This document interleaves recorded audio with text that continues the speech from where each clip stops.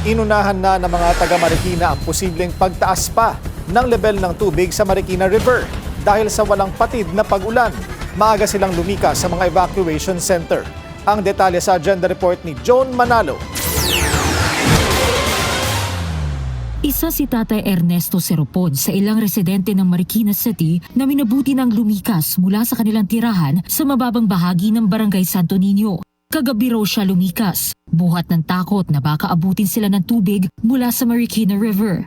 Malapit po kami sa ilong Marikina River at saka lumulubog po yung bahay namin pagka yung mga baha.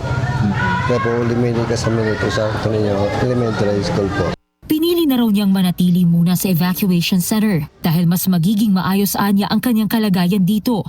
Mas payapa rin anya siyang nakatutulog dito dahil walang pangamba na baka lusubin sila ng bahang dulot ng malakas na pag-ulan.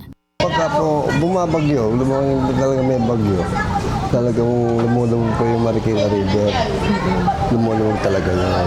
Umabot sa second alarm ang level ng tubig sa Marikina River. Kaya naman, pinayuhan ang mga residente, lalo na ang mga nasa low-lying area na lumikas. Ayon sa mga opisyal, nasa mahigit kumulang 600 individual na ang nasa Santo Niño Elementary School, isa sa mga evacuation center dito sa Marikina City. Ayaw po nila dumating tayo sa punto na mataas na yung tubig, saka lang po tayo aalis.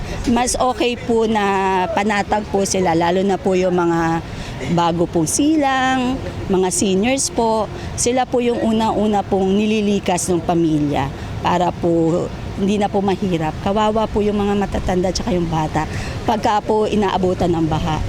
Patuloy ang pamamahagi ng LGU ng pagkain, tubig at iba pang relief packs sa evacuees. Suspendido na rin ang pasok bukas sa lahat ng public at private schools sa Marikina dahil inaasahan pa rin ang patuloy na pag-ulan dahil sa habagat. Sa Cainta, Rizal naman, humupa na ang baha sa ilang major roads at lugar, kabilang na ang Midtown Entrance at Exit, Amang Rodriguez Avenue at Summer Green Village.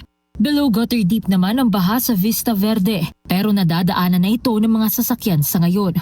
Para sa agenda, Joan Manalo, Billionaire News Channel.